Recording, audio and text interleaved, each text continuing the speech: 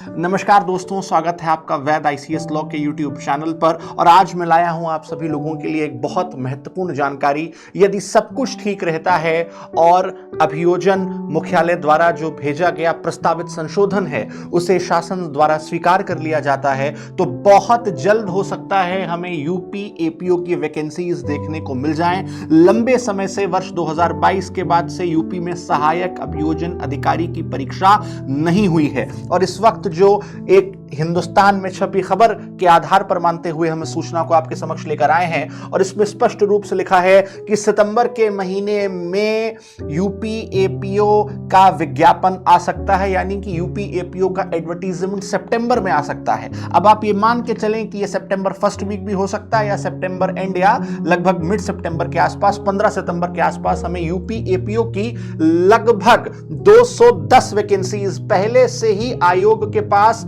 210 vacancies का अधियाचन प्राप्त हो चुका है।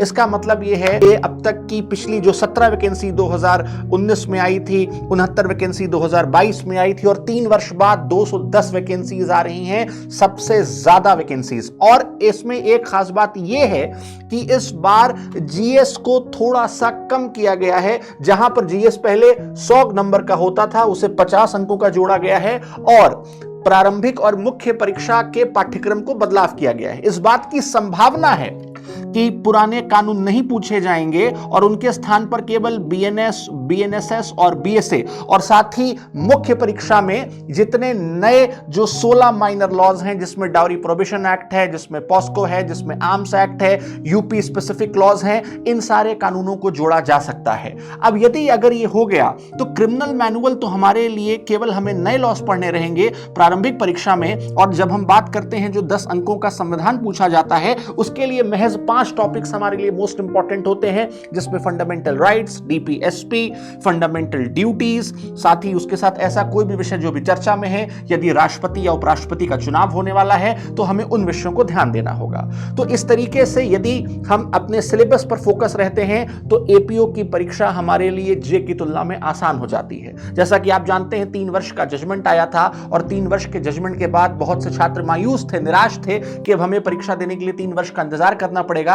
उनके लिए एक स्वर्णिम अवसर है। हालांकि एक बात और है कि इस बार सहायक अभियोजन अधिकारी में जो कट ऑफ है और जो कंपटीशन है वो बहुत ज्यादा बढ़ सकता है, क्योंकि बहुत से बच्चे जो केवल सिविल जज को टारगेट करते थे अब उनके सामने एक सबसे बड़ा विकल्प है यूपी में एपीओ का, जिसमें सिर्फ लॉ ग्रेजुएट हो सकता। तो यदि सब कुछ ठीक रहता है तो सितंबर में ही हमें एपीओ का नोटिफिकेशन, हमें एडवर्टीजमेंट, और मान के चलिए यूपी की एक परंपरा रही है कि जैसे ही एडवर्टीजमेंट आता है 2 महीने के भीतर परीक्षा संपन्न कराई जाती है। तो मैं आशा करता हूं आप सभी लोग अपनी तैयारियों में जुट जाइए और मिशन एपीओ के लिए वैद आईसीएस लॉ की पूरी टीम आपके साथ है। चाहे जितने बेहतर आपके लिए कंटेंट लाना हो, सारी इंफॉर्मेशन लानी हो, हम आपके लिए लाते रहेंगे। बहुत बहुत धन्यवाद।